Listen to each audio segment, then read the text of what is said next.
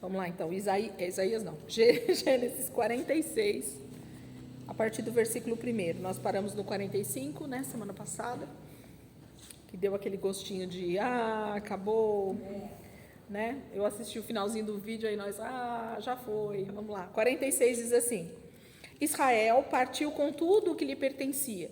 Ao chegar a Berseba, ofereceu sacrifícios ao Deus de Isaque, seu pai.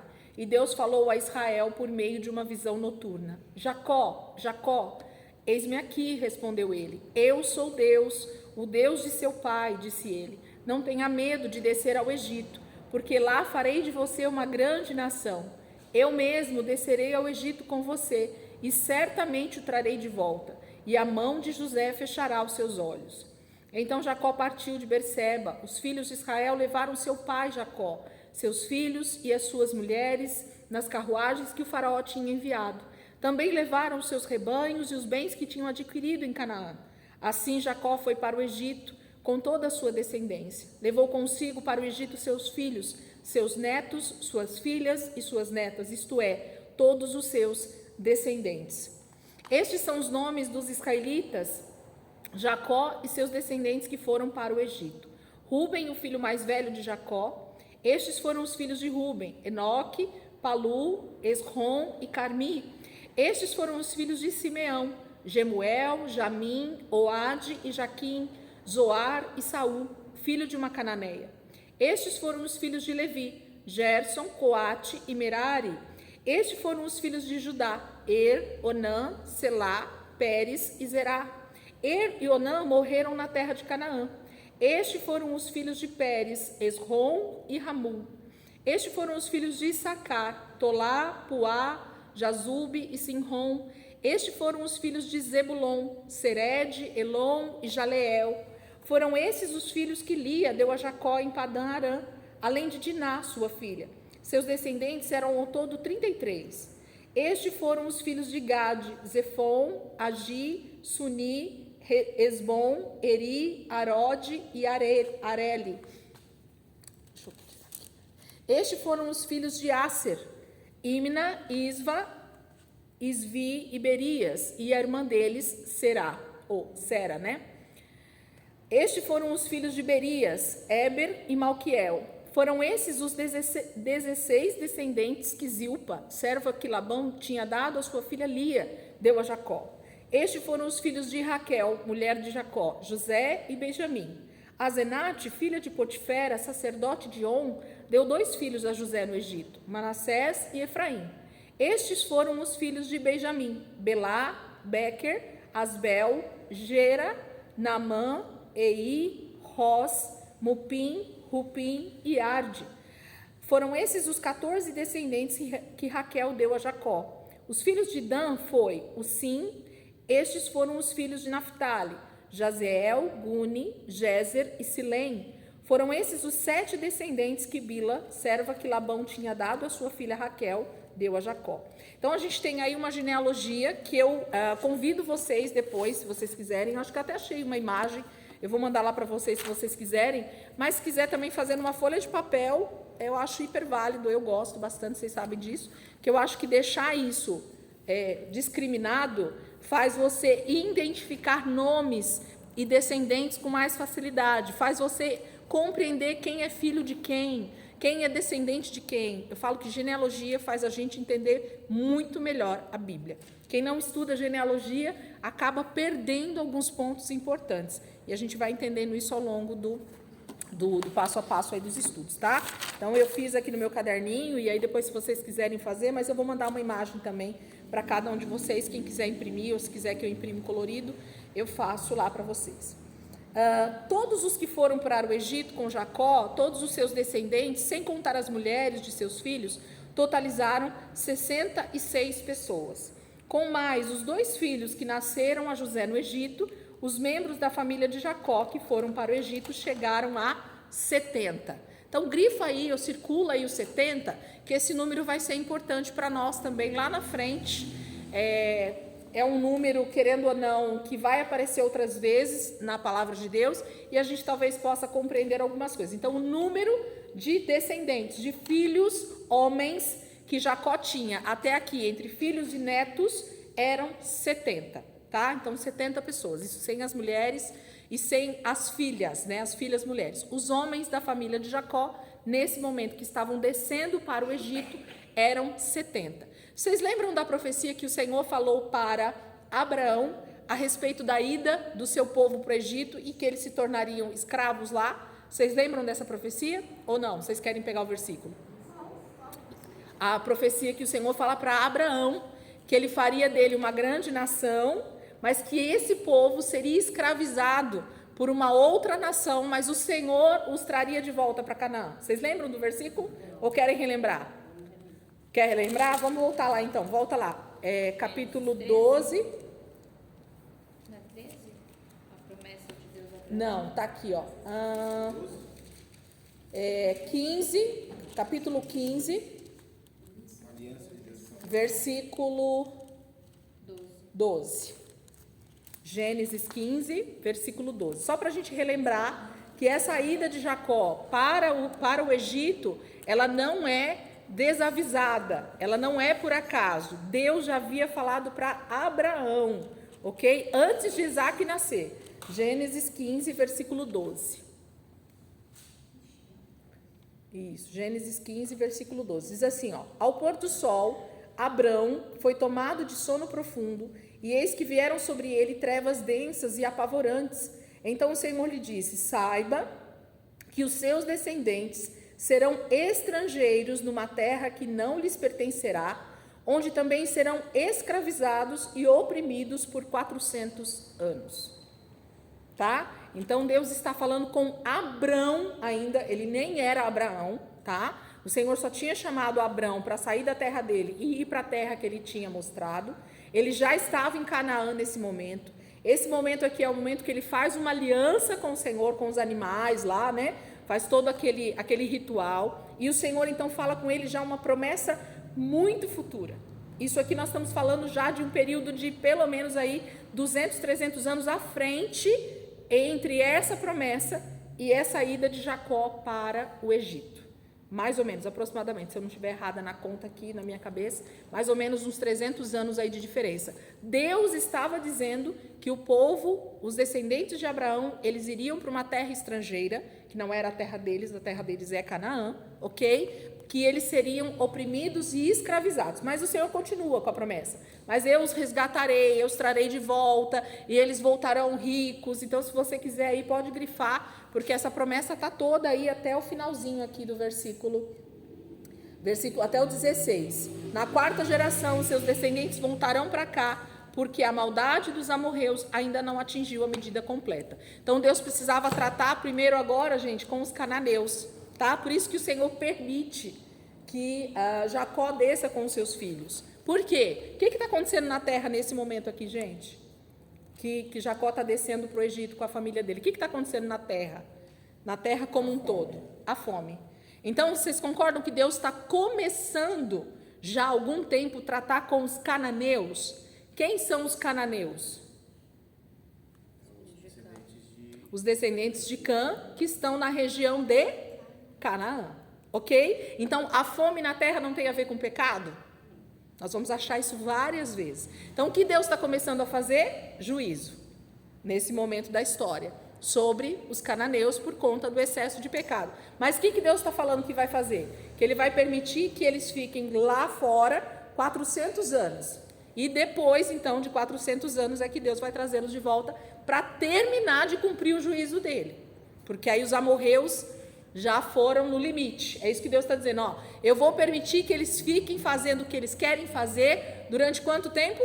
400 anos. Deus é longânimo? Misericordioso? Demais. Ele vai deixando, ele vai dando corda, ele vai dando corda, ele vai dando corda para ver se a gente se arrepende, né? Mas a hora que não dá mais, o Senhor já prometeu 400 anos antes para Abraão e vai permitir 400 anos de dificuldades na terra de Canaã para ver se a galera se converte para ele. Mas se não se converter, a hora que os amorreus chegarem na medida, Deus está falando para Abraão, então o juízo vai vir sobre eles, que é as guerras que nós vamos ver lá na frente. Okay? Quando Israel começa a tomar a terra, Deus está cumprindo essa promessa que ele está fazendo para Abrão. ok? Então vamos lá, vamos continuar aqui. Então eram 70, 28. Ora, Jacó enviou Judá à sua frente, a José, para saber como ir a Gósen. Quando lá chegaram, José, de carruagem pronta, partiu para Gósen para encontrar-se com seu pai Israel. Assim que o viu, correu para abraçá-lo e, abraçado a ele, chorou longamente. Israel disse a José: agora já posso morrer, pois vi o seu rosto e sei que você ainda está vivo. Então José disse aos seus irmãos e a toda a família de seu pai: vou partir e informar ao faraó que os meus irmãos e toda a família de meu pai que viviam em Canaã vieram para cá. Direi que os homens são pastores, cuidam de rebanhos e trouxeram consigo suas ovelhas, seus bois e tudo o que lhes pertence. Quando o faraó mandar chamá-los e perguntar: em que vocês trabalham? Respondam-lhe assim: teus servos criam rebanhos desde pequenos, como fizeram nossos antepassados. Assim lhes será permitido habitar na região de Gósen, pois todos os pastores são desprezados pelos egípcios. Então, até a terra aonde eles ficariam, o território onde eles ficariam no Egito, tinha um propósito específico ali de ser essa região, porque provavelmente era uma região de cuidados de rebanhos.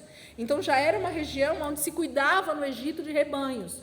E pastores de rebanho não eram bem vistos, provavelmente eram já escravos que cuidavam dos rebanhos do Egito, ok? Mas não importava, o que importava para José e para Israel, nesse momento com toda a sua família, era estar suprido, era estar bem cuidado, ok? Então esse era importante, eles estavam numa terra, mesmo que estrangeiras, mas eles estavam num lugar separado para eles, onde eles poderiam criar as ovelhas, os rebanhos deles, viver bem com a família deles. Então existia uma localidade onde já estava separado para isso, porque cuidador de rebanho não era bem visto no Egito, era uma profissão que não era muito bem vista, era uma profissão ralé, só dos escravos mesmo, ok? Mas não importa, o que importa é que eles estão sendo cuidados. Eu quero falar um pouquinho sobre o início do capítulo aqui que a gente não falou, que é os primeiros versículos aí onde fala que Jacó, né, Israel aqui, ele oferece sacrifício em Berseba. Então, já no comecinho da caminhada dele para ir para o Egito, ele passa pela região de Berseba e ele tem um altar ali que ele mesmo levantou e que Abraão também levantou esse altar. Então, ele oferece sacrifício ao Senhor.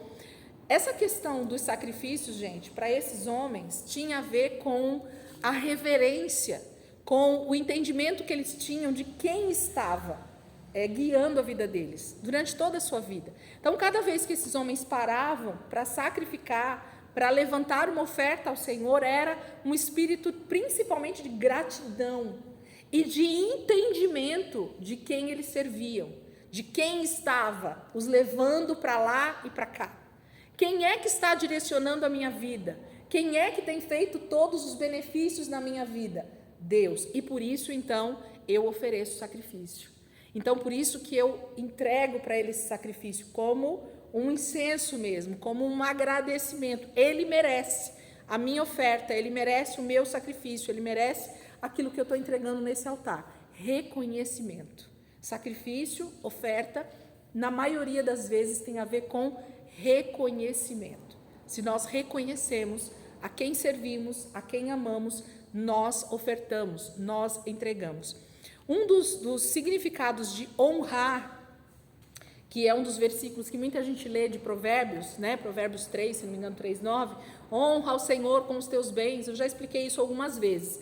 Essa palavra honra, um dos significados dela é fazer diferença, literalmente, fazer diferença. Então, quando você faz diferença entre todas as pessoas e aquela pessoa, então isso é honrar alguém. Quando você faz diferença, não, aquela pessoa, ela é mais digna, ela é mais importante na minha vida. Então, honrar é fazer diferença, por separado. E o que é isso? Quando você vai, o exemplo que eu dou só para a gente entender bem simples.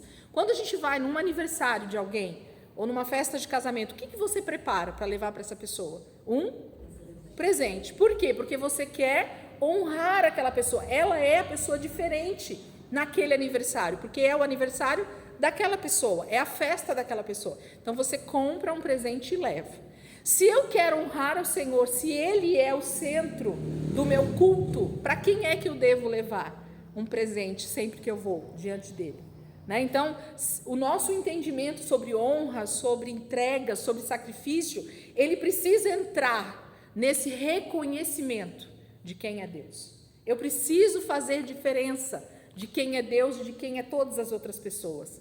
Ok? Então, é um dos, né? Um dos significados dessa palavra. Mas vamos voltar, porque é isso que eu queria dizer. Jacó já começa a sua viagem indo para o Egito, reconhecendo o Senhor na vida dele, né? Ele diz. E aí o Senhor aparece para ele assim que ele oferece. Você vê que o Senhor não aparece antes do sacrifício.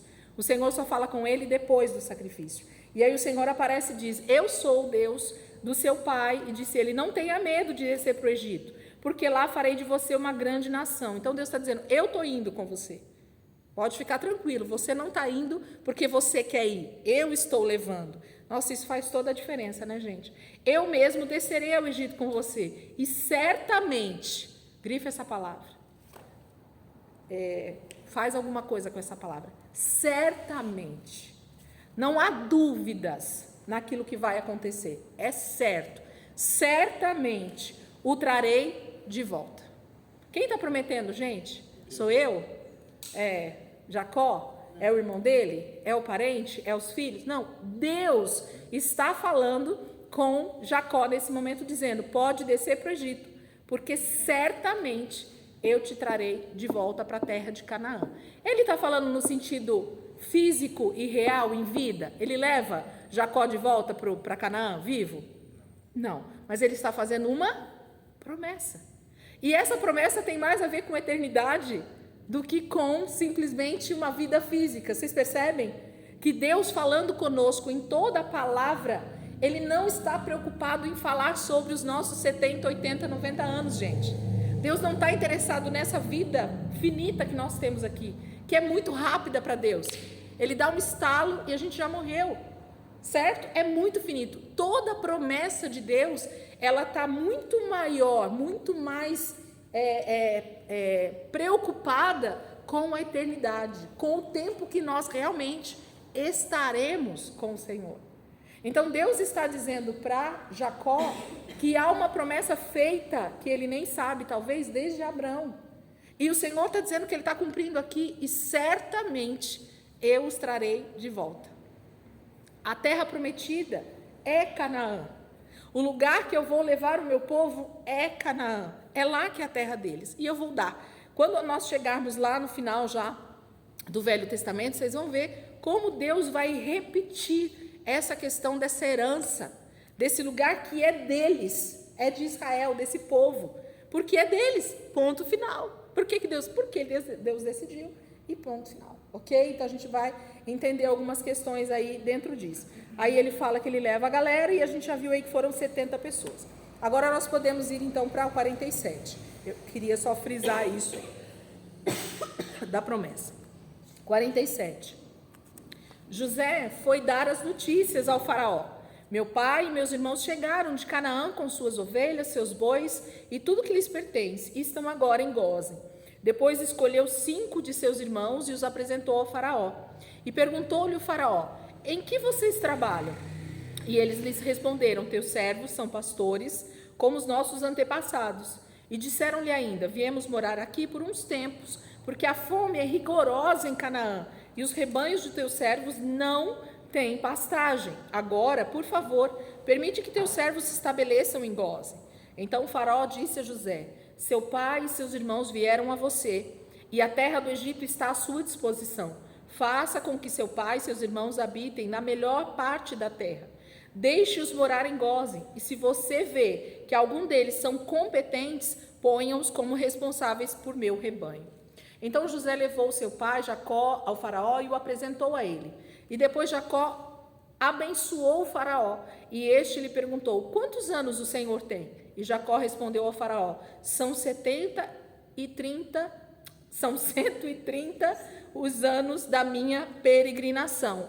Foram poucos e difíceis e não chegam aos anos da peregrinação dos meus antepassados. Então Jacó abençoou o faraó e retirou-se. José instalou seu pai e seus irmãos e deu-lhes propriedades na melhor parte das terras do Egito, na região de Ramsés, conforme a ordem do faraó. Providenciou também sustento para o seu pai, para os seus irmãos e para toda a sua família, de acordo com o número de filhos de cada um. Vamos para o 47 aqui. Quais são as partes mais importantes, da minha opinião aqui, o que nos chama muita atenção?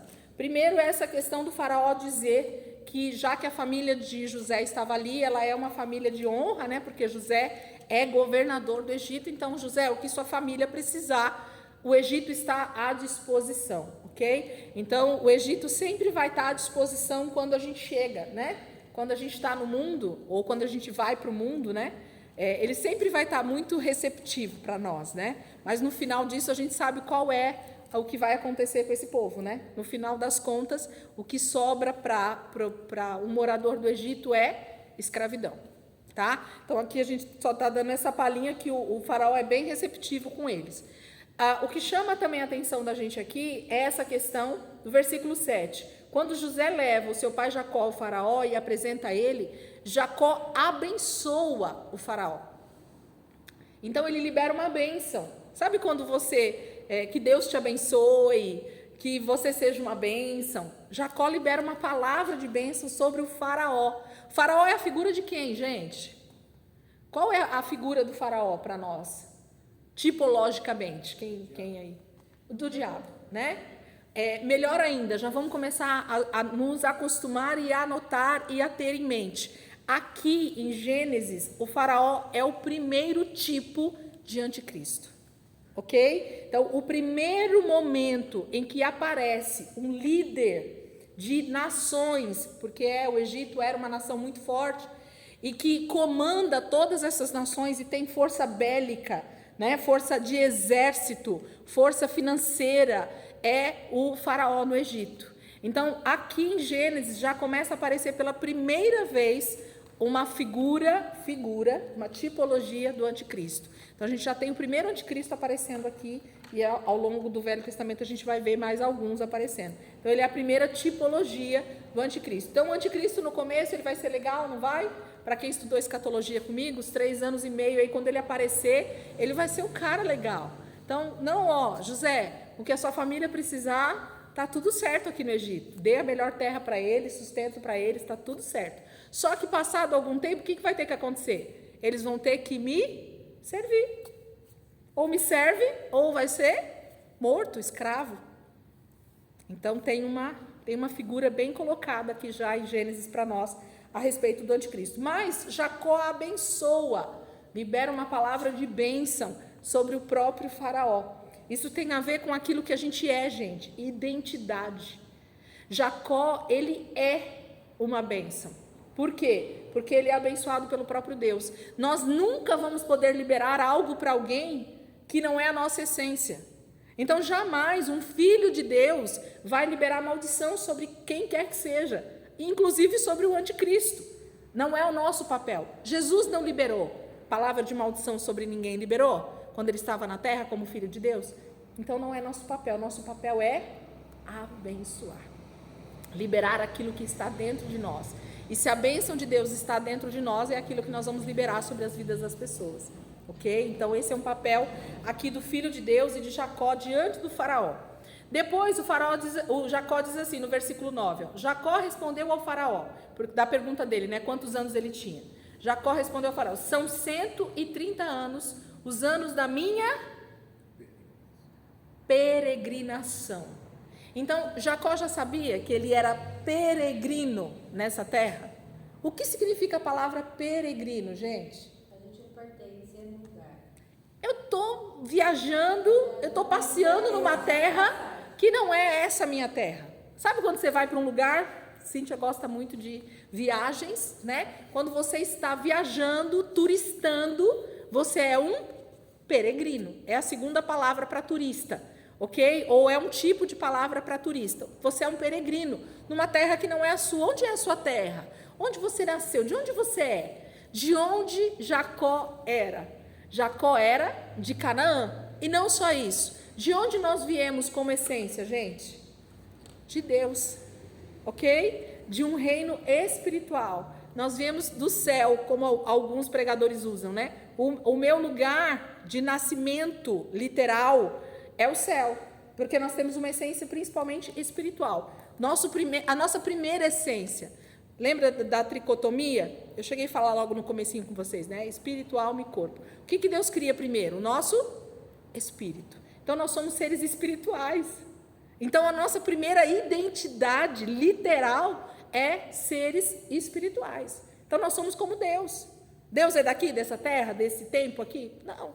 Então nós somos peregrinos aqui, até que realmente nos seja dada a terra que Deus realmente tem para nós. Aí sim, nós vamos ser dessa terra, quando ela for restaurada. Mas até que isso aconteça, olha a fala de Jacó, gente. A convicção e a certeza que esses homens tinham e como eles eram inspirados pelo Espírito Santo para falar, para dar as suas declarações. Se alguém te perguntar quem você é, quais são as respostas que você daria? Quem você é? Você daria a resposta o quê? Quem eu sou? Eu sou o esposo da Daiane. Eu sou a mãe do Lucas. Eu sou a gerente da CVC. Eu sou a mãe do Murilo. Eu sou a esposa do...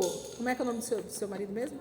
Do Cláudio. Eu sou a mãe da Evelyn. Entendeu? Então, assim, o que nós diríamos quando alguém pergunta quem nós somos? E vocês percebem que sempre a nossa resposta imediata são coisas naturais? Não. Nós não somos isso. A primeira coisa que nós somos filhos de Deus. Ok? Quem é teu pai? Meu pai é Deus. É o Criador dos céus e da terra. E o que você está fazendo aqui nessa terra? Eu estou peregrinando. Aliás, para o entendimento de um bom filho de Deus, não esse Jacó, porque não era o papel dele aqui ainda, vocês vão entender isso, mas nós temos um papel bélico. Nós estamos alistados em um exército. Eu estou aqui guerreando pelo meu pai. Tem uma guerra para ser vencida. O meu irmão mais velho é o general desse exército e nós estamos alistados. Eu estou nessa terra aqui guerreando porque eu preciso vencer essa batalha do meu pai. Entende? Então, assim, existem várias questões da nossa identidade que às vezes a gente não se importa com elas. E por não entender, por não internalizar isso, por não pensar sobre isso, nós passamos a responder de forma natural. Então, quando o faraó perguntou aqui sobre a idade de Jacó, ele precisava falar que ele estava peregrinando nessa terra? Não, só precisava falar da idade. Mas a convicção dele era tão grande do que Deus estava fazendo na vida dele, na vida da sua geração, na vida dos seus filhos, das promessas que Deus tinha feito até aqui, desse relacionamento que Jacó tinha nutrido com Deus até esse momento. Ele diz: eu tenho 130 anos, eu estou peregrinando nessa terra e eu ainda sou jovem, perto dos meus antepassados. Aí Jacó já está citando outros que já viveram 365, 700 e pouco, 900 e pouco. Ele diz: não, eu sou ainda novinho, 130 diante daqueles que já viveram antes de mim, que também foram peregrinos nessa terra. Isso é maravilhoso. O entendimento de que Deus está fazendo algo e que eu não sou daqui. Faraó, eu estou de passagem aqui no Egito, mas logo, logo eu volto para a minha terra. É isso que ele está dizendo. Ele diz, né, foram poucos e difíceis, 130 anos foram poucos, viu, gente? Poucos anos e difíceis, porque não foi fácil a vida de Jacó, a gente sabe disso, e não chegam aos anos de peregrinação dos meus antepassados. Então, os antepassados deles também estavam peregrinando, ele já sabe disso, ele tem essa convicção. Então, Jacó abençoou o faraó e se retirou, ok? Ele instala os seus irmãos lá na região de Ramsés, que devia ser uma região maior, mas que uma dos vilarejos das cidades ali chamava Gósen, ok? Então, até aí entendemos? Agora entra uma outra fase aqui a partir do versículo 3. Vamos entender isso. Versículo 3. Não havia mantimento em toda a região, pois a fome era rigorosa. Tanto o Egito como Canaã desfaleciam por causa da fome. José recolheu toda a prata que circulava no Egito e em Canaã, dada como pagamento do trigo que o povo comprava, e levou-a ao palácio do faraó. Quando toda a prata do Egito e de Canaã se esgotou, todos os egípcios, grifa aí, egípcios, foram suplicar a José. Nós já vamos falar o que eles foram suplicar. Então, o que aconteceu nesse momento? Já tinham alguns anos que a fome estava estabelecida, né? Então já tinha passado lá os 7 anos de fartura, já tinha se entrado nos 7 anos de fome. Eles estavam aproximadamente no 3º ano, porque com 2 anos Jacó vem para o Egito, né? A gente leu lá atrás que já tinha 2 anos. Então provavelmente aqui eles já estão no 3º ou 4º ano de fome. O negócio está rigoroso demais. E José já recolheu de todos os moradores da terra, pensa em toda a região do Egito, nos arredores, em Canaã, aonde existiam população e que precisavam de trigo, que precisavam de comida, eles iam para o Egito com toda a prata que eles tinham, com o dinheiro que eles tinham naquele momento, e compravam trigo. Então eles foram gastando todo o dinheiro que eles tinham, toda a população da terra gastou toda a sua prata, todo o seu dinheiro, comprando trigo no Egito, durante 1, 2, não sei quanto tempo aqui aproximadamente. Mas a prata acabou, não é isso que está falando aqui? A prata que circulava em todo o Egito, em Canaã, dada como pagamento do trigo, acabou, ok? E aí quando toda a prata do Egito, versículo 15, quando toda a prata do Egito e de Canaã se esgotou, todos os egípcios foram suplicar a José. Então as outras nações nem vieram. Acabou o dinheiro, acabou a compra, certo? Não tem mais o que fazer, nós vamos morrer de fome. Se não tem o que fazer, acabou. Mas os egípcios, a terra do Egito, como era a nação do próprio faraó, como era a nação onde José estava governando, os egípcios foram suplicar para José. Acabou o dinheiro deles também, mas aí eles foram suplicar para José. O que eles suplicaram? Dá-nos comida. Não nos deixes morrer só por causa... perdão, deixa eu ler inteiro que eu vou lendo quebrado e a minha mente não... Dá-nos comida, não nos deixe morrer só porque a nossa prata acabou. Então eles começam a dizer, José, por favor, nós somos egípcios, nós somos dessa nação, nós somos dessa terra, o faraó não pode nos deixar morrer de fome. Aí ele diz no versículo 16, e José lhes disse, tragam então os seus rebanhos e em troca lhes darei trigo, uma vez que a prata de vocês acabou. E trouxeram a José os rebanhos, e ele deu-lhes trigo em troca de cavalos, ovelhas, bois e jumentos. Durante aquele ano inteiro, ele os sustentou em troca de todos os seus rebanhos. O ano passou, e no ano seguinte voltaram a José dizendo, não temos como esconder de ti, meu senhor, que uma vez que a nossa prata acabou e os nossos rebanhos lhe pertencem, nada mais nos resta para oferecer, a não ser os nossos próprios corpos e as nossas próprias terras. O que está acontecendo aqui agora, gente? Quem foi que começou o clamor lá em cima? Por isso que eu mandei vocês circularem os egípcios. Também fala? Fala o quê, Paulo? Egípcios e dos cananeus. A versão da NVI não fala, pode ter sido? Pode. Mas essa versão tem mais alguma versão diferente aí da NVI? Pode ser que os cananeus tenham vindo também, mas eu acredito mais nos egípcios, no sentido do que vai acontecer, e não de ter vindo buscar comida. Eles devem ter vindo também buscar com o que eles tinham, mas a princípio, a priori, né? É os egípcios que vão entrar nessa negociação agora com José, porque o negócio é muito estreito. Então, tem que ser da terra, senão a pessoa não ia se submeter a isso, ok? Mas talvez para não morrer de fome, os cananeus também vieram tentar negociar. Mas eles dizem assim, acabou nossa prata, acabou nosso rebanho durante todo aquele ano, eles foram levando uma ovelha, 2 ovelhas, outra, um cavalo, um boi, e iam comprando trigo a partir dos animais. E José foi pegando todo o rebanho, então, de todos os egípcios e de quem trouxesse para comprar trigo. Então, José já tinha enriquecido o faraó com prata, a prata foi levada para o palácio. Onde era o banco do Egito, então, gente, com toda a prata? O palácio, ok? Era o palácio que era o banco. Devia ter um lugar onde se armazenava dinheiro no palácio. Depois que ele pega toda a prata de toda a terra, agora começam os animais. Então, que número de animais foi arrebanhado para os rebanhos do faraó nessa época? Pensa, a quantidade de ovelha, cavalo, jumento e de tudo que eles foram, porque acabou também os rebanhos de todo o povo. Então, tudo que eles tinham em prata e rebanho foi dado como compra, moeda de troca por comida. Eles precisaram pagar durante todos esses anos de fome que já estavam.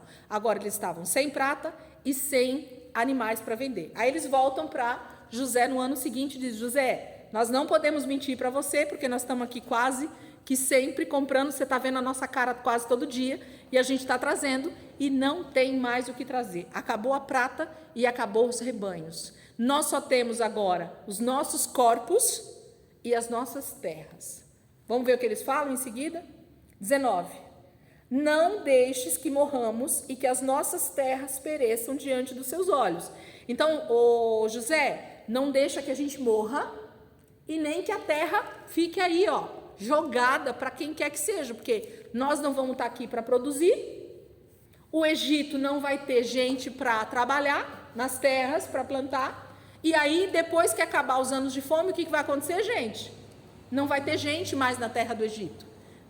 Aí eu estou falando agora, conjecturando aqui a ideia, não é isso que ele está falando? Não deixa a gente morrer e não deixa a nossa terra perecer, porque não vai ter gente para plantar, não vai ter gente para trabalhar no Egito, nas plantações, depois que a fome acabar. Então não adianta também você deixar a gente morrer, porque senão vai ficar sem trabalhador no Egito, ok?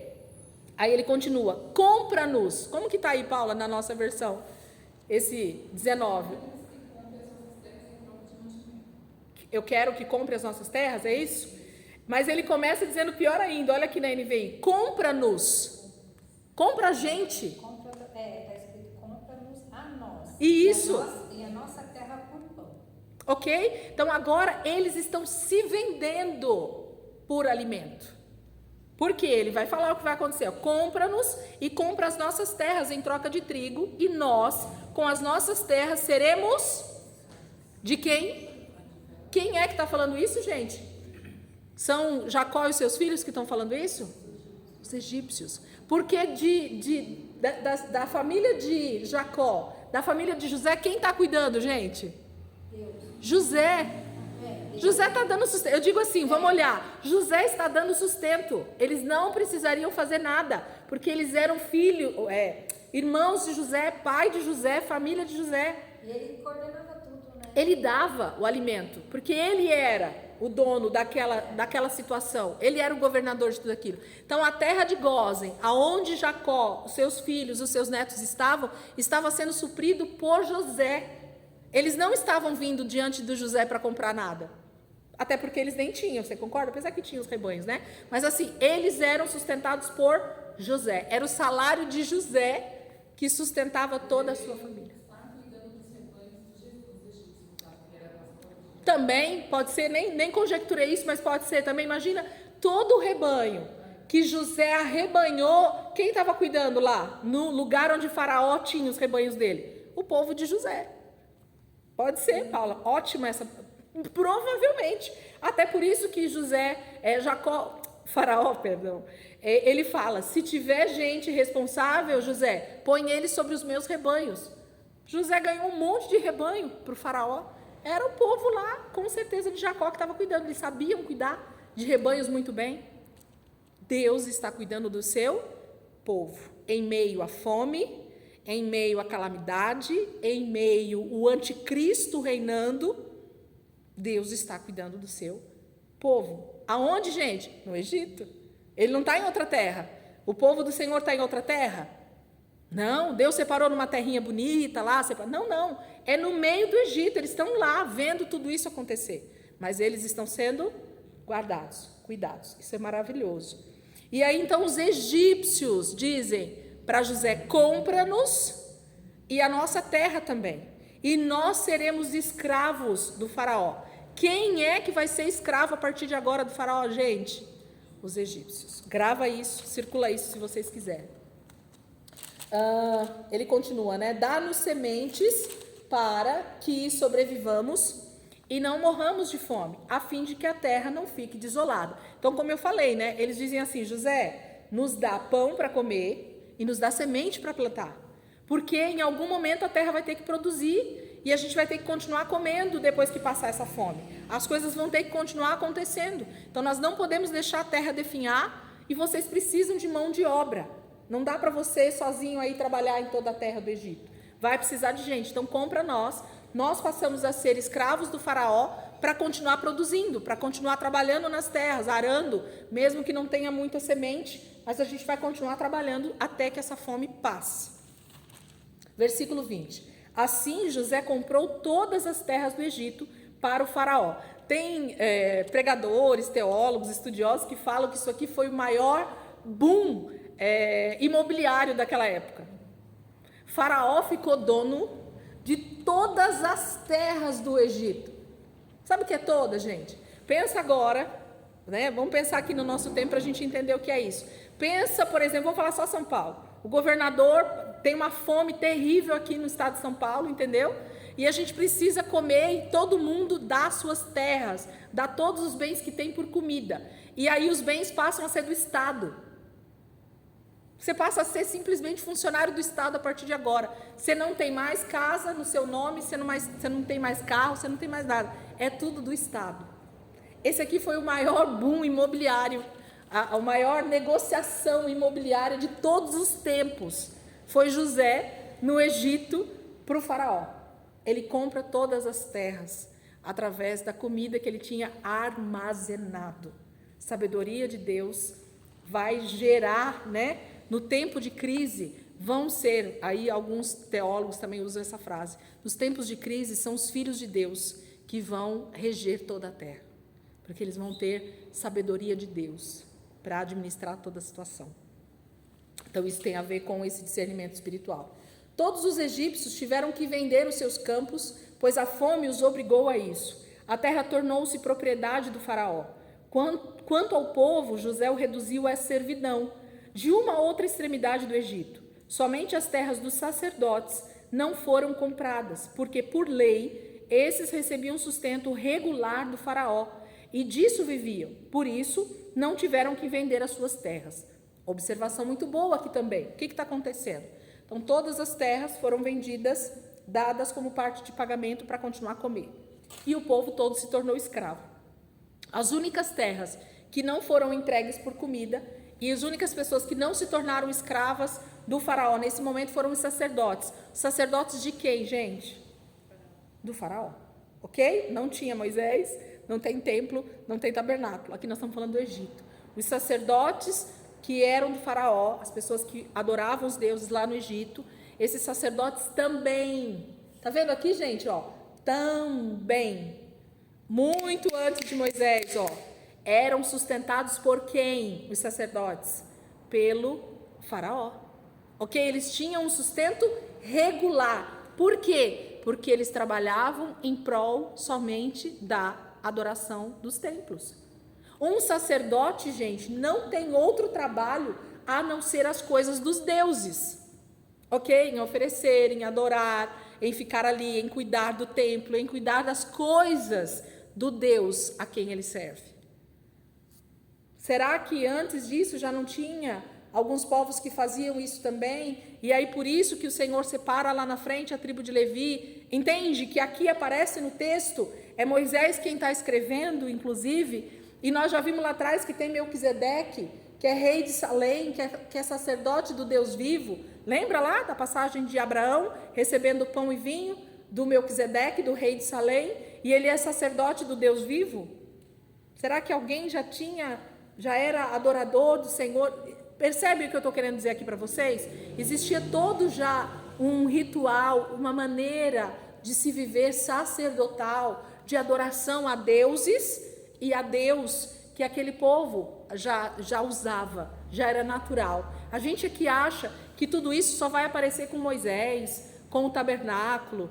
Entende? A gente pensa que isso tudo só aparece lá na frente. Não, gente. Tudo isso já era costume das nações que adoravam tantos outros deuses. Lembra lá dos cananeus? Eles estão lá já adorando outros deuses em Canaã, nessa época. Esse povo não está parado, mas eles não conheciam o Deus Todo-Poderoso que criou os céus e terra?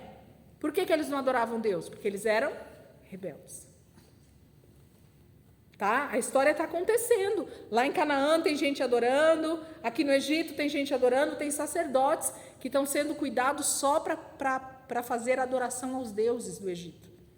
Então esses sacerdotes não perderam as suas terras, as suas casas e não se tornaram escravos do Egito nesse momento. Só eles. O restante do Egito todo se tornou escravo do faraó e as terras eram do faraó. 23. Então José disse ao povo: ouçam, hoje comprei vocês e suas terras para o faraó. Aqui estão as sementes para que cultivem a terra, mas vocês darão a 5ª parte das suas colheitas ao faraó. Os outros 4/5 ficarão para vocês, como semente para os campos e como alimento para vocês, seus filhos e os que vivem em suas casas. Quem é bom de matemática? Quanto é 1/5, gente? E em porcentagem? Alguém sabe? 20%, né? Então, nós temos lá 100%, pensa em 100, essa é a totalidade. Se você dividir 100 em 5, quanto vai dar cada partezinha? 20. 5 vezes 2, 100. Então, 20% de tudo que eles produzissem era para ser entregue ao faraó, para o depósito do faraó. Os outros 80% é que eles teriam para comer e para continuar plantando. Então, parte disso deveria virar semente e parte disso deveria virar comida, ok? Nada a falar nesse momento, mas a falar. Então, quer dizer que o faraó, ele requer da gente quantos por cento de tudo que a gente ganha? De tudo que a gente recolhe? 20. Quanto Deus pede? 10. Então, será que o faraó é mais rigoroso do que o nosso Deus? E a gente ainda reclama, né, com o Senhor? O faraó quer a 5ª parte de tudo para o depósito dele, para que haja mantimento no Egito. Olha lá, o Senhor diz que Ele quer o dízimo, a 10ª parte, para que haja mantimento na minha casa. Entende? Olha como as coisas vão aparecendo e a gente percebe que o mundo, o faraó, o anticristo, ele vai ser muito mais rigoroso em todas as coisas e a gente acha que Deus é que é rigoroso conosco. Só um detalhe, não sei se isso tem a ver, mas eu vejo. 25. E eles disseram: meu Senhor, tu nos salvaste a vida, visto que nos favoreceste, seremos escravos do faraó. Então eles agradecem ainda por se tornar escravo e não morrer. 26. Assim, quanto à terra, José estabeleceu o seguinte decreto no Egito, que permaneceu até hoje: 1/5 da produção pertence ao faraó. Somente as terras dos sacerdotes não se tornaram propriedade do faraó. Então é um decreto. De 100%, 20% de tudo que você colher é do tesouro do faraó. Os outros 80% é que você vai ter para comer durante todo o ano, porque a gente está falando de colheita aqui, né? Tem a ver com colheita. Colheita é uma vez por ano, geralmente. Depois você armazena isso, vai comendo e usa sementes para continuar plantando, para colher no outro ano de novo, tá? Quando a gente fala de colheita, a gente precisa entender isso, que é geralmente uma vez por ano. Então, eles tinham que administrar muito bem esses 80%, para eles comerem durante todo o ano e para eles terem semente desses 80% para voltar a plantar, para colher no ano seguinte, ok? E aí, do faraó tinha o armazém dele muito bem cuidado, com 20% de toda a plantação do Egito para sustento dele, certo? Ia para o palácio, ia para o faraó, era para sustentar sua família, seus funcionários, todo mundo que estava ali debaixo do cuidado do faraó. Ok? Até aqui? O último desejo de Jacó. Os israelitas se estabeleceram no Egito, na região de Gósen, lá adquiriram propriedades, foram prolíferos e multiplicaram-se muito. Jacó viveu 17 anos no Egito e os anos da sua vida chegaram a 147. Aproximou-se a hora da sua morte e Israel chamou seu filho José e lhe disse: se quer agradar-me, ponha a mão debaixo da minha coxa e prometa que será bondoso e fiel comigo. Não me sepulte no Egito. Quando eu descansar com meus pais, leve-me daqui do Egito e sepulte-me junto a eles. E José respondeu: farei como o Senhor me pede. Mas Jacó insistiu: jure-me. E José lhe jurou, e Israel curvou-se, apoiado em seu bordão. Então, mais uma vez, usa-se aquele costume, né, da questão de enfiar a mão debaixo da coxa, né, e jurar lá. Vocês lembram o que acontece aí, né? Não tem a ver com a coxa, tem a ver com outra coisa, né? E ele jura, então, dizendo que ele vai fazer isso pelo pai dele. Era uma palavra de juramento de um homem. Naquela época, o que falar, vai fazer, ok? 48. Algum tempo depois, disseram a José: seu pai está doente. E ele foi vê-lo, levando consigo seus 2 filhos, Manassés e Efraim. E anunciaram a Jacó: seu filho José veio vê-lo. Israel reuniu suas forças e assentou-se na cama. Então disse Jacó a José: o Deus Todo-Poderoso apareceu-me em luz na terra de Canaã e ali me abençoou, dizendo: eu o farei prolífero e o multiplicarei. Farei de você uma comunidade de povos e darei esta terra por propriedade perpétua aos seus descendentes. Ele cita a passagem do primeiro encontro de Deus com ele lá em Luz, que depois se torna Betel, tá? Quando ele está fugindo de Esaú. Versículo 5. Agora, pois, os seus 2 filhos que lhe nasceram no Egito, antes da minha vinda para cá, serão reconhecidos como meus. É aqui que Jacó toma os filhos de José como seus filhos, literalmente. Manassés e Efraim se tornam filhos de Jacó, porque Deus tem um propósito por conta da tribo de Levi e porque José não vai ter mais filhos. Vocês vão ver aqui que vai acontecer aqui embaixo. Pede assim, tipo, do nada. Não. Ou porque Deus pediu para ele. Tudo tem a ver com uma inspiração do próprio... Ele está com 147 anos. Tudo que ele fala dá a impressão de que ele fala inspirado pelo próprio Deus. Não tem outro motivo. Entende? E Jacó é esse homem que nesse momento, Israel, né? Ele está cheio de Deus. Então, tudo que ele faz e fala tem uma mão do Senhor se movendo. Não tem outra explicação. Não dá para saber se ele, né, recebe ali uma inspiração naquele momento, mas é isso. Tudo que ele está falando e fazendo tem a mão do próprio Senhor fazendo através dele. Ele diz assim, ó. Eu vou voltar ao 5 de novo. Agora, pois, os seus 2 filhos que lhe nasceram no Egito, antes da minha vinda para cá, serão reconhecidos como meus. Efraim e Manassés serão meus, como são meus Rúben e Simeão. Então ele cita 2 filhos dele, como agora Manassés e Efraim também vão ser. Os filhos que lhe nascerem depois deles serão seus. Então José teve filhos depois, gente? Não. Então, tipo assim, o que nascer depois é seu, mas esses 2 são meus. E José não tem mais filhos. Porque José é uma tipologia de quem, gente? De Cristo, ok? E Jesus não teve filhos, ok? Então, aquilo que nasceu no Egito é de Deus. O Senhor vai, de alguma maneira, agregar isso. E aqui tem, profeticamente, uma história tremenda e maravilhosa com Efraim e Manassés, que daria estudos e mais estudos se a gente começar a estudar de forma profunda só esses 2 meninos, ok? Mas não é o momento. Vamos lá. E aí ele diz assim, os filhos que lhe nascerem depois dele serão seus. Serão convocados sobre o nome dos seus irmãos para receberem sua herança. Quando eu voltava de Padã, para minha tristeza, Raquel morreu em Canaã. Quando ainda estávamos a caminho, a pouca distância de Efratá. Eu a sepultei ali, ao lado do caminho para Efratá, que é Belém. Quando Israel viu os filhos de José, perguntou, quem são esses? E respondeu José a seu pai, são os filhos que Deus me deu aqui.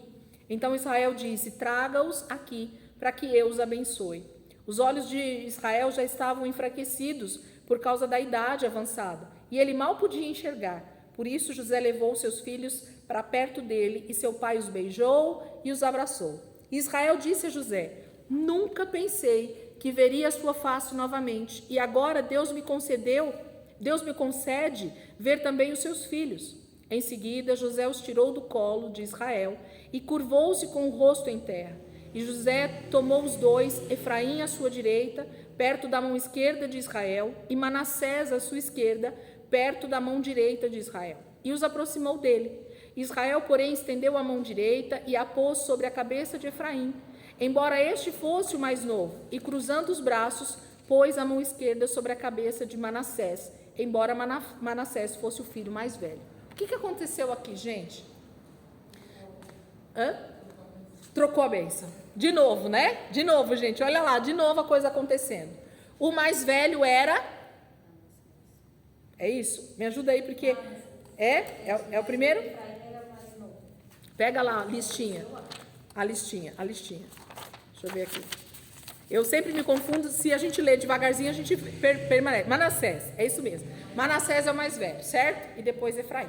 Só que o que acontece? José chega e coloca os 2 filhos exatamente na posição do mais velho e do mais novo, de acordo com a mão da bênção. Então, a bênção da mão direita estaria sobre Manassés e a mão esquerda sobre Efraim, certo? Era essa forma que Jacó deveria orar pelos 2 netos, que agora passariam a ser seus filhos, ok? Nas duas aqui, Efraim vem primeiro. Porque já está na colocação certa, tá? Mas no nascimento é Manassés primeiro. Então, o que acontece? Só que Jacó, na hora que ele estende a mão, ele faz assim, ó. É isso que ele está fazendo aqui nessa passagem. Ele coloca a mão direita sobre Efraim e a mão esquerda sobre Manassés. Fala para mim se esse homem não está cheio do Espírito Santo, gente. Não tem outro. Por que ele faria isso? Se Deus não está nesse negócio, por que ele diria que esses meninos são filhos dele? Nós vamos entender. A tribo de Levi vai deixar de ser uma tribo de filhos de verdade, né? E aí José também não tem mais filhos e não vai pertencer às 12 tribos de Israel. Então, são os 2 filhos de José que entram nessa lista. Vocês vão ver lá na frente. Então, é por isso que nesse momento o Senhor está inspirando Jacó a abençoar os seus 2 netos, os filhos de José, que nasceram no Egito. Isso fique muito claro. Tem a questão deles terem nascido no Egito. E agora ele está sendo chamado como filhos de Jacó, junto com os outros que já estão lá, né? Junto com as outras que se tornariam as tribos. E Jacó simplesmente faz isso. Ele dá a bênção da primogenitura para Efraim e a bênção do segundo para Manassés. E aí José vai ficar bravo aqui, vocês vão ver, a gente vai ler. Ele vai ficar, o senhor está errado. E ele diz, eu sei, meu filho, eu sei. Eu estou cego, eu estou velho, mas eu não estou fazendo nada de errado. Está certo. Por quê? Lembra de novo, gente, sempre o primeiro é a representação do homem caído, de Davi. É tanto nome de Jesus na minha cabeça, Senhor Jesus, de Adão, ok? E aí o segundo é que toma o lugar da primogenitura. De novo, Esaú e Jacó. Quem toma o lugar da primogenitura, gente? Jacó, porque é o segundo. E Caim e Abel. Caim mata Abel. Sete toma o lugar de Caim como primogênito. Entende? Deus está contando uma história de que o primeiro caiu, o primeiro não tomou posse da primogenitura, é o segundo que toma. Quem é o segundo Adão, gente? Jesus, ok? Então vai ser sempre o segundo. Deus está contando algo espiritual para nós. Nunca vai ser o primeiro que vai ser o escolhido como primogênito, e sim sempre o segundo, porque Deus está contando uma história do que vai acontecer. Ok? E aí vamos continuar aqui então. Aí ele vai abençoar no versículo 15, ó. E abençoou a José dizendo que o Deus a quem serviram meus pais, Abraão e Isaque, o Deus que tem sido o meu pastor em toda a minha vida até o dia de hoje, o anjo que me redimiu de todo o mal, abençoe estes meninos. Sejam eles chamados pelo meu nome e pelos nomes de meus pais, Abraão e Isaque, e cresçam muito na terra. Então, Jacó libera uma bênção para esses meninos, declarando, inclusive, que ele é abençoado. Ele está falando algo que já aconteceu com ele. Eu vou ler de novo para vocês perceberem os detalhes aqui, a gente vai falando. E abençoou a José, dizendo que o Deus a quem serviram meus pais, Abraão e Isaque, o Deus que tem sido o meu pastor, então ele fala que quem tem sido o pastor dele é esse Deus Todo-Poderoso, em toda a minha vida até o dia de hoje, ele tem cuidado dele como esse pastor. E o anjo na Bíblia de vocês está com letra maiúscula ou minúscula? Maiúscula aí também, Paulo? Tá? Então, quem é esse anjo, gente, que redimiu ele? Aquele anjo que lutou com ele lá, né? Aquele homem que lutou com ele e ele pediu a bênção, que era o próprio Jesus ali, né? Uma teofania de Jesus. E o anjo que me redimiu de todo o mal, abençoe estes meninos. Sejam eles chamados pelo meu nome e pelos nomes de meus pais, Abraão e Isaque, e cresçam muito na terra. Então, eles se tornam, nesse momento, filhos, literalmente, de Jacó. E eles vão ser chamados como filhos de Jacó a partir de agora, no sentido literal. Eles vão passar a estar dentro das 12 tribos de Israel daqui a pouco, a gente vai ver isso. E aí, eles vão ser chamados como filhos de Jacó, não mais como filhos de José. A gente não vai ver isso na Bíblia. Não existe isso na Bíblia. Que os filhos Manassés e Efraim são filhos de José. Lá na frente. Você não vai ver isso. São filhos de Jacó.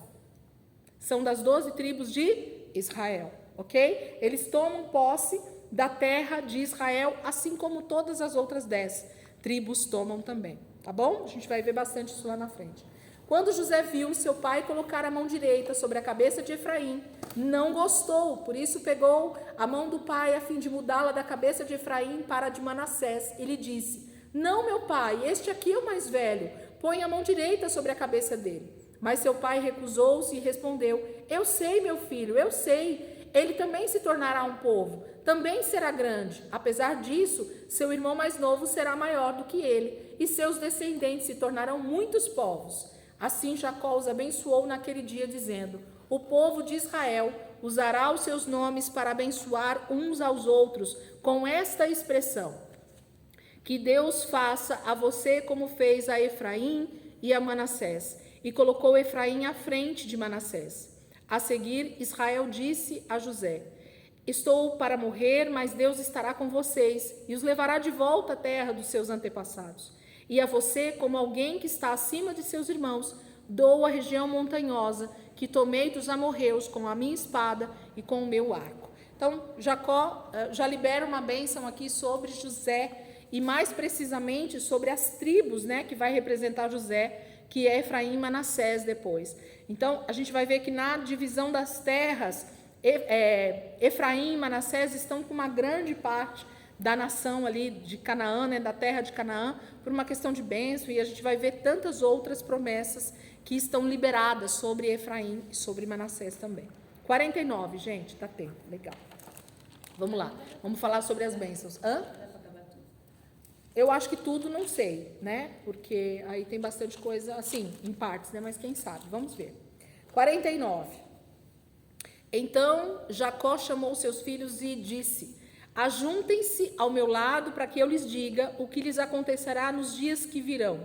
Então, Jacó literalmente está dizendo: venham aqui e eu vou falar para vocês o que vai acontecer daqui a algum tempo. Ou melhor, nos dias que virão. Ele está falando de coisas proféticas, de coisas futuras, ok? Ele está liberando aqui uma palavra profética. Reúnam-se para ouvir, filhos de Jacó. Ouçam o que diz Israel, seu pai. Rubem, eu queria que vocês fizessem agora, sabe aquela chave assim, igual de matemática?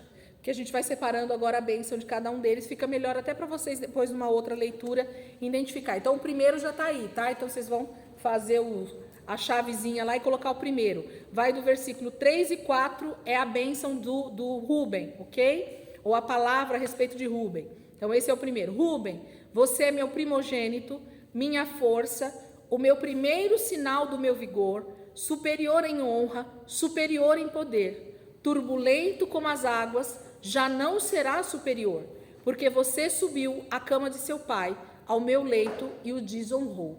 Então, esses dois versículos são a representação da palavra profética liberada para Rubem, o primogênito de Jacó. Está diante dele e ele está liberando essa palavra.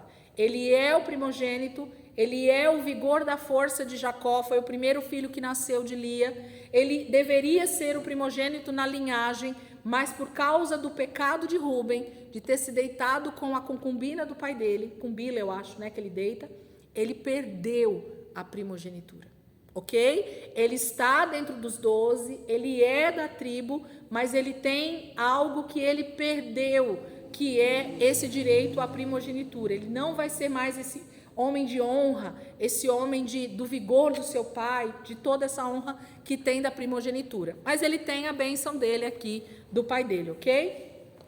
Versículo 5. Simeão e Levi, agora vocês vão colocar 2 e 3 na chave 5, 6 e 7. Tá? O versículo 5, 6 e 7 é a representação da bênção liberada para Simeão e Levi. Coloca 2 e 3, o segundo filho e o terceiro. Simeão e Levi são irmãos. Suas espadas são armas de violência. Que eu não entre no conselho deles, nem participe da sua assembleia.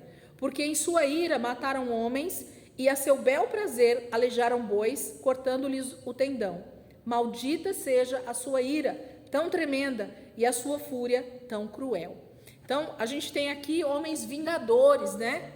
Literalmente, Simeão e Levi são vistos pelo pai como homens de vingança, como homens de violência, justamente por causa daquela história de Siquém.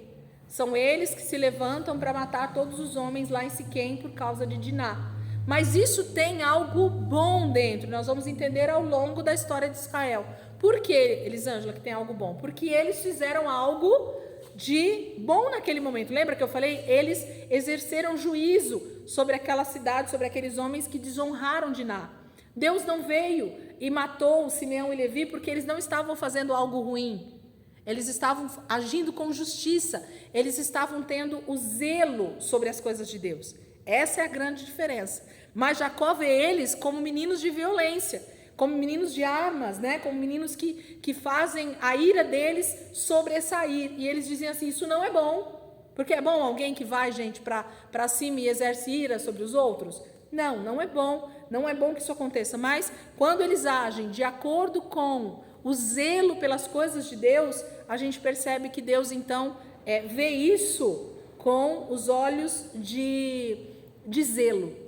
E não de alguém que realmente quer vingança só pela vingança, ok? Que nós vamos perceber isso, guarda isso no coração de vocês. Lembra lá do filho de Arão, do neto, na verdade, né? Que ele chega lá para Cosbe e mata ela. Nós vamos ver essa passagem lá, vocês vão ler. Ele era da tribo de Levi, era um levita, era na verdade um sacerdote. Ele poderia matar uma pessoa assim?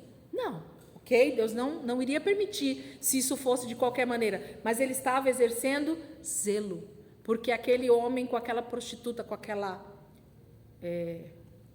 cananeia, não, ela é de uma das nações lá, esqueci o nome. Eles estavam se prostituindo na frente de todo o povo. E aí esse menino vai lá e mata os dois. Mas eles falam que estava diante de todo mundo. Então era meio que uma coisa assim, pensa uma tenda. Não, sim, mas eu digo, é aquela passagem de que ele vai com a lança em cima dos Isso, dois. exatamente. Então assim, Deus vai se mostrar, Deus vai se mostrar misericordioso nesses casos, por causa de quê, gente? Porque a morte está sendo por zelo por Deus, ok? E não por vingança simplesmente. Esses meninos vão ser vistos dessa forma. Mas aí no versículo 7... Ele continua, perdão. Maldita seja a sua ira tão tremenda e a sua fúria tão cruel. Eu os dividirei pelas terras de Jacó e os dispersarei em Israel. Então, essa questão de dispersar, principalmente, tem a ver com a tribo de Levi. Eles vão ser dispersos em toda a terra de Canaã. Toda a terra de Canaã vai ter levita. Eles não vão ficar concentrados, ok? Isso principalmente por causa da tribo de Levi, tá? Versículo 8, que é o quarto filho. Versículo 8, 8 e 9. É o quarto filho. A bênção está aqui. Judá, seus irmãos o louvarão. Sua mão estará sobre o pescoço dos seus inimigos. Os filhos de seu pai se curvarão diante de você. Judá é um leão novo. Você vem vindo, subindo. Você vem subindo, filho meu, depois de matar a presa. Como um leão, ele se assenta e deita-se como uma leoa. Quem tem coragem de acordá-lo? Quem tem coragem, gente, de ir lá e cutucar um leão e fazer ele se levantar? Como é que nós falamos que Cristo vai vir agora, gente? Como é que ele vai vir? Como um leão. Qual o louvor que nós temos cantado ultimamente aí? Que ruja o leão, porque a vinda dele vai ser essa. Como esse leão que agora vem para devorar os seus inimigos. Então é como se dissesse assim, deixa o leão quietinho, não mexe com ele não, mexe não. Até o 12? Não. Aliás, perdão, vai sim, até o 12. É a bênção aí de... Entende? Então ele está sendo visto como um leão novo. Mas esse leão novo vai crescer, né, gente? Essa leoa que vai buscar a presa, né, para comida e tudo mais. Então, essa é a visão que Jacó está dando a respeito de Judá. 10. O cetro, grifa essa palavra, cetro, não se apartará de Judá, nem o bastão de comando de seus descendentes, até que venha aquele a quem ele pertence. Então, Judá já está sendo decretado a palavra profética de governo sobre ele, ok? Cetro e bastão de governo. Nunca vai se apartar de Judá, até que venha aquele a quem esse bastão e esse cetro pertence. A quem esse bastão e esse cetro pertence, gente? Jesus. Ele governará toda a terra com o seu cetro de justiça. É da tribo de Judá que vem Jesus. Então, já está sendo decretado por Jacó a bênção do comando, do governo, através da tribo de Judá, ok? 11. Ele amarrará seu jumento a uma videira e o seu jumentinho ao ramo mais seleto. Lavará no vinho as suas roupas, no sangue das uvas as suas vestimentas. Seus olhos serão mais escuros que o vinho e seus dentes mais brancos que o leite. Os dentes aqui, gente, eu talvez não saberia dizer para vocês, não. Esse último texto aqui eu não saberia dizer para vocês. Mas o lavar as roupas na uva, no vinho aqui, tem a ver com juízo, tá? Então, Jesus, esse cetro que vai reger até que esteja na mão certa, ok? Ele vai lavar as suas roupas em uvas, em vinho ou em sangue, que é o juízo de Deus. É os inimigos de Deus sendo realmente mortos e a roupa de Jesus vai estar lavada de sangue. Não, tem a ver com o juízo final. Tá? Ali na cruz o sangue é dele. Aqui o sangue é dos inimigos. Ele lavará as suas roupas com o vinho, com a uva. O lagar vai ser pisado, né? A gente vê isso lá em Apocalipse. Jacó está profetizando a respeito da segunda vinda de Jesus, não só da primeira. Olha que tremendo isso. A unção de palavra profética, né? Dessa palavra poderosa que está sendo liberada desde Gênesis. Deus já sabe do fim desde o começo. Versículo 13 agora é sobre o quinto filho, sobre Zebulon. Só o versículo 13. Zebulon morará à beira-mar e se tornará um porto para os navios. Suas fronteiras se estenderão até Sidom. Zebulon, eles falam que era uma tribo de muitos comerciantes. Eles tinham o poder do comércio ali em Canaã, depois que eles tomam a terra. Zebulon é uma tribo que constrói navios, que sabe ser mercadores, tá? Então essa tribo tem essa bênção da prosperidade no sentido de venda e compra, de trazer todo o sustento para a terra de Canaã. É através da tribo de Zebulon que isso vai acontecer. Versículo 14 e 15 é o sexto filho. Pera? O que é pera? Vamos, pera. Então, pera. Depois você assiste a aula e anota, bobinha. Vai estar no vídeo, né? Aí pega só esse finalzinho, para a gente poder terminar aqui. Versículo 14 e 15, então. Issacar é o sexto filho. Issacar é um jumento forte, deitado entre as suas cargas. Quando ele percebe como é bom o seu lugar de repouso e como é aprazível a sua terra, curvará seus ombros ao fardo e se submeterá a trabalhos forçados. Issacar, gente, eles falam que eram os carregadores de Israel.